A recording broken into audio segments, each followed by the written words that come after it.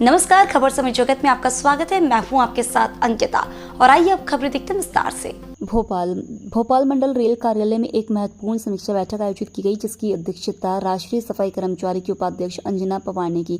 इस बैठक में मंडल रेल प्रबंधक देवाशीष त्रिपाठी सहित मंडल के वरिष्ठ अधिकारी, सफाई एजेंसियों के प्रतिनिधिगण और सफाई कर्मचारियों के प्रतिनिधि उपस्थित रहे। बैठक का मुख्य उद्देश्य सफाई कर्मचारियों की वर्तमान स्थिति, उनके कल्याण और अधिकारों से संबंधित मुद्दों पर चर्चा करना था। उपाध्यक्ष ने सफाई कर्मचारियों की सुरक्षा, स्वास्थ्य सुविधाओं जैसे कि ESI और EPF के उचित क्रियान्वयन पर विशेष जोर दिया।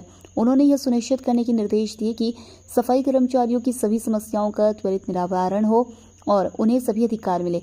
राष्ट्रीय सफाई कर्मचारी आयोग की उपाध्यक्ष अंजना पवार ने कहा कि राष्ट्रीय सफाई कर्मचारी आयोग का उद्देश्य सफाई कर्मचारियों के अधिकारों की रक्षा करना और उन्हें सुरक्षित और सम्मानजनक कार्य वातावरण प्रदान करना है। उन्होंने सभी सफाई एजेंसियों से यह सुनिश्चित करने के निर्देश दिए कि रेलवे स्टेशनों पर सफाई व्यवस्था सुनिश्चित करने के लिए सफाई कर्मचारियों की संख्या बढ़ाई जाए, ताकि स्टेशन की साफ सफाई में वृद्धि हो एवं सफाई कर्मचारियों पर अतिरिक्त भार न पड़े, साथ ही उनका शोषण न हो। डिस्कस कर रहे हैं कि जो कर्मचारी यहाँ काम कर रहे हैं, देखिए जो स्थायी कर्मचारी हैं उनको सब सुविधाएं मिलती हैं, सब कुछ, सैलरी भी अच्छी मिलती है, सब कुछ होता है।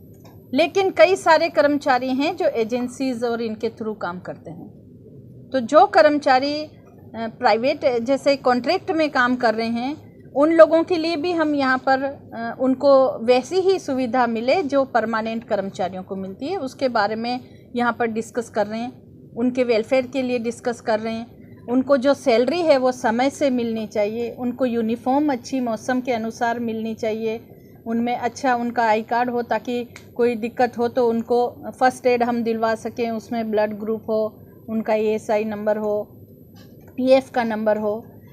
देखिए सैलरी का इशू आता है कि 10-15 तारीख को मिलती है, कभी कब मिलती है, तो यहाँ पर ये बोला गया है कि विद इन 1 वीक 1 से लेके 7 तारीख तक उनको उनकी तनख्वाह उनके अकाउंट में आनी चाहिए। उनकी जो PF की कटौती है, देखिए सबसे बड़ा इशू होता है हर जगह, PF का जानकारी कर्मचारी को नहीं होती। तो जो कर्मचारी का PF तो कटता है लेकिन उसको पता नहीं है कि वो कैसे, कहाँ जमा हो रहा है या कितना और जमा हो रहा है, वो जानकारी नहीं है।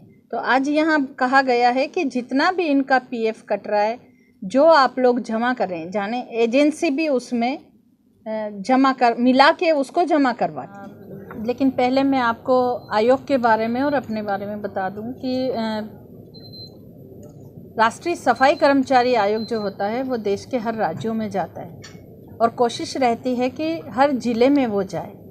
सफाई कर्मचारी, मैनुअल स्क्वेंजर्स और उनके जितने भी आश्रित हैं, उनका आर्थिक, उनका सामाजिक एवं उनका शैक्षणिक पुनर्वास कैसे हो, इसका अध्ययन करने के लिए हम लोग जाते हैं और जहाँ भी सफाई कर्मचारी काम कर रहा है वहाँ बैठक ली जाती है और उनके बारे में जानकारी ली जाती है।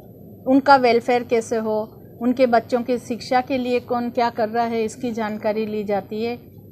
आप लोगों को ज्ञात ही होगा कि हमारे देश के प्रधानमंत्री जी इन लोगों के लिए बहुत संवेदनशील हैं। उसका उदाहरण है कि उन्होंने जब अपने सर्वोच्च पद की शुरुआत करी थी तो स्वच्छ भारत मिशन से करी, और सफाई, वो जानते थे कि सफाई कर्मचारियों के बिना स्वच्छ भारत मिशन पूरा नहीं किया जा सकता है। उनको सम्मान देने के लिए उन्होंने प्रयागराज में इनको काम से खुश होकर चरण भी धोए, उनको बहुत सम्मान दिया। बनारस कॉरिडोर का उद्घाटन जब उन्होंने किया था तो उस टाइम पे उनके साथ बैठकर भोजन किया। ये कोई दिखावा नहीं है, ये संदेश है देश के हर नागरिक को, हर कर्मचारी, हर अधिकारी वर्ग को, कि जो ये अंतिम पंक्ति में बैठे हुए कर्मचारी वर्ग है, इनको सम्मान दीजिए। इनकी जो मूलभूत समस्याएं हैं उनसे ये जूझ रहे हैं, उनको पूरी करने के लिए अपने मन में संवेदना रखें। खबर समय जगत के लिए संवाददाता आदित्य सराठी की report. For latest news, subscribe to our channel and press the bell icon.